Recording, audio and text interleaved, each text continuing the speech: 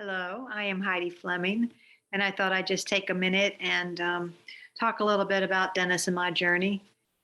I um, actually just got off another Zoom, and they ended the Zoom. The person who ended the Zoom was talking about how different people impacted his life. And he held up a picture of Dennis, and he was talking about how much Dennis had impacted his life, just what a good friend he was. And so I started thinking about where Dennis and I were about a year ago in our journey. And this is very silly of me to do this without Kleenexes. But so Dennis was originally diagnosed with stage 4 cancer in 2017. And we had many miracles along the way. I'll talk about that one day with you. But he was in remission in 2018, and through 2019, we went back into therapy. And then at the beginning of 2020, we were offered to go into a program that was CAR T. And he did really well in January. He went through the CAR T program. He was in remission. He felt phenomenal. He was eating well. He was gaining weight. And then in May of 2020, we were re-diagnosed. And so they offered him another CAR T therapy. We went into that in June of 2020. So each time that we did that, Dennis and I would move from where we are here in Port Orange, Florida, to go to live in Tampa. And we would stay in a hotel room unless we were both in the hospital. And we were at Moffitt Cancer Center in Tampa. And he did well through the second CAR T. He did good. But then on July 22nd, he woke up about 2 o'clock in the morning, and he stood by the bed, and he woke me up and he said, "Heidi, there's something wrong." And what we noticed was he was having a hard time standing and walking. And I sat him on the couch. I called the hospital. We assessed him, and he would drink water and his hand was shaking. So I took him in to the hospital. We went to Moffitt. They have an urgent care, and I dropped him off. Because of COVID, I wasn't allowed to stay with him. And I want you to know that each of you right now who are going through that separation because of COVID, I truly understand your pain, and just know that you are definitely in my prayers, because that is so hard. Oh my goodness. When I had to drop him off and he kept getting worse. So by the time he woke up at 2 o'clock, I actually got him there. It was around 4 by the time I was done talking to everybody on the phone, and they said, "Bring him over." At that time, he was no longer even talking. He wasn't able to communicate what his needs were. So I had to leave him at Moffitt. And then, of course, I was in the hotel, and I ended up leaving Tampa and driving back to Daytona until we could figure out how I could get back into the hospital with him. And so I came back here for a few days, and the Moffitt team was amazing, helping him, calling me. I stayed on the phone with him a lot until I was able to get back in. Once they got him up to a room, they let me stay with him. But because of COVID, I wasn't allowed to leave. So I went into the hospital probably about the 25th or 26th of July. And when I got there, he really couldn't communicate. He was unable to talk. He was unable to walk. And it was a side effect of the CAR T therapy called neurotoxicity. They were able to get that under control, the neurotoxicity. He ended up feeling better. He was able to eat. He was able to talk. And he was able to walk.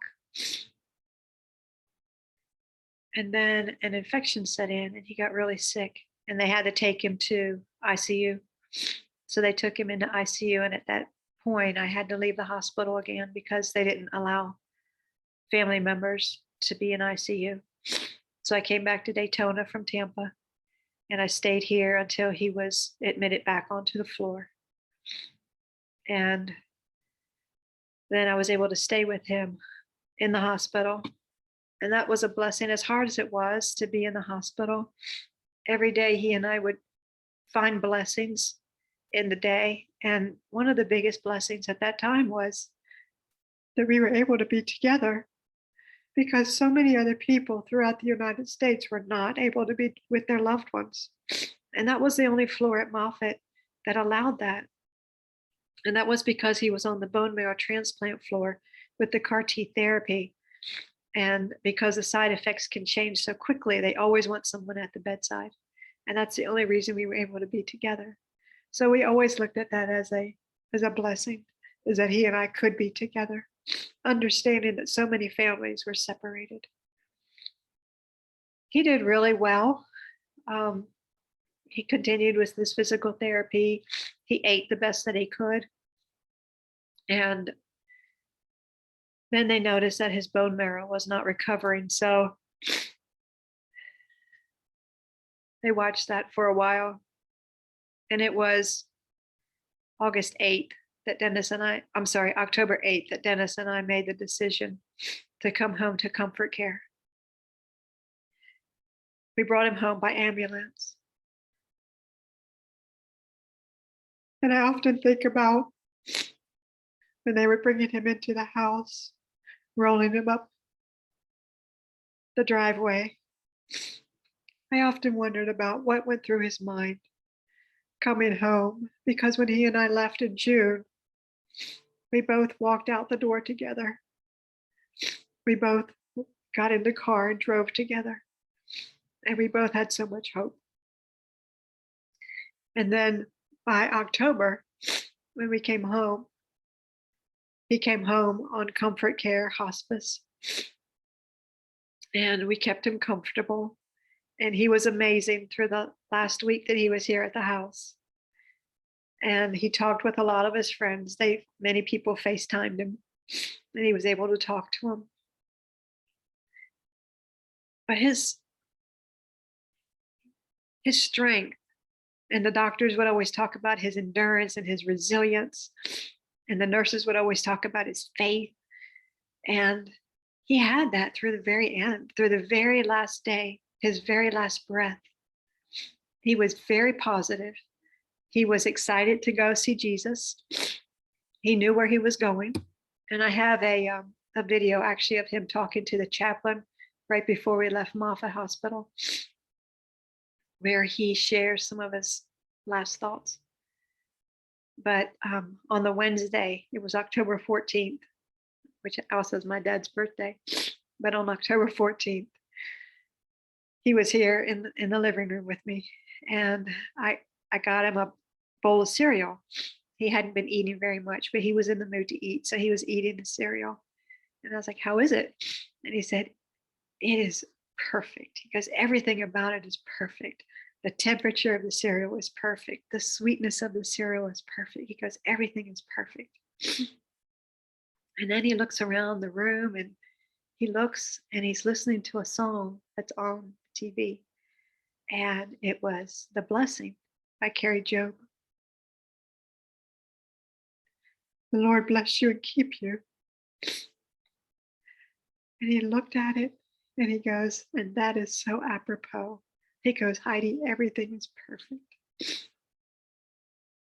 That was 72 hours before his last breath.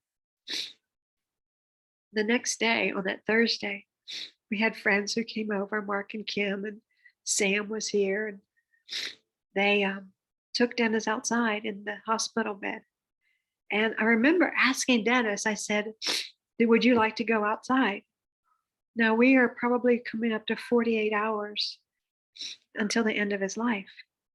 And with enthusiasm and just hope, he's like, "Yeah, I would enjoy that." And so everything that he just enjoyed life until the very last breath. And I share this with you for myself, because this way I have it recorded and I can come back and listen. And I have everything also written down in the 2020 calendar And I might go through this in more detail one day, but there were just amazing days that he and I had together. I miss him so much, as you can tell, and as you might even be experiencing yourself if you've lost a loved one, because so many of us have during 2020 and 2021. It's been such a difficult year, and just know that you are in my thoughts and prayers. And I pray for widows, and I pray for widowers, and I pray for families who have lost children and loved ones. And it's just such a difficult journey to be on. But I remember Dennis's hope, and I remember Dennis's precious personality and his humor all the way to the very last day.